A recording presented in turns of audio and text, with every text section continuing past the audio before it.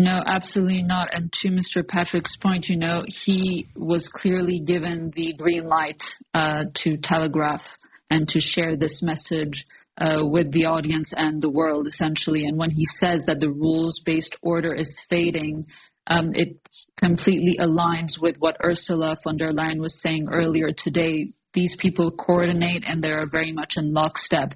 And we talked about the opening of China around the early 1970s, with Kissinger, with Nixon, all the moves that were made at that time to transform China into the manufacturing superpower of the world, and by that with the destruction of the U.S. manufacturing base.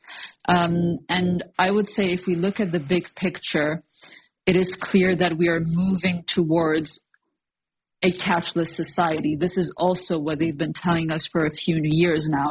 Christine Lagarde, as the head of the European Central Bank, preparing for the rollout of the digital euro in early 2027. So 2026 is going to be a critical year.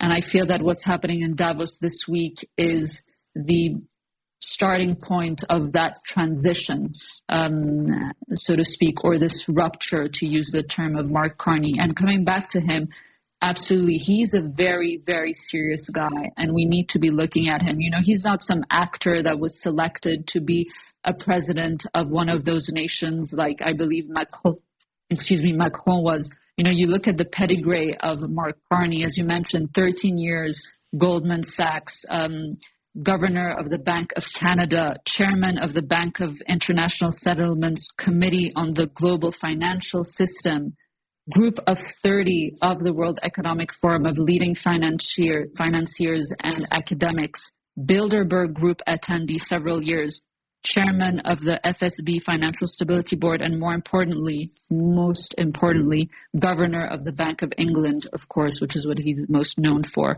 And he was a major proponent of ESG, net zero, also in terms of his role with the United Nations and all of the climate scam that the audience is going to be very familiar. But you could tell he's a big deal. He's not one of those mere puppets, I would say. So we have to pay attention to him. And the reason he's an interesting figure because of his background, he is a hardcore globalist. I mean, hardcore. Yeah. He thinks nationalism is a pestilence.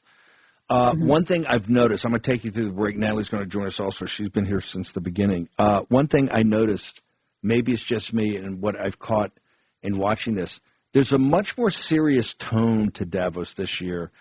In the past, they've had this kind of, fluffy DEI, ESG, Davos man, people skipping around.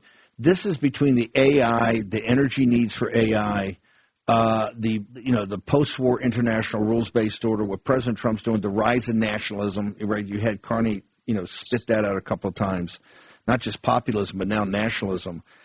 It seems to me, and I haven't seen all the breakout sessions, that there's a much more somber and a much more serious tone as the globalists understand this thing's coming apart, ma'am. No, absolutely. And Secretary Besant made a very good point earlier as well on the show with you, Steve. He said that the EU has no cloud.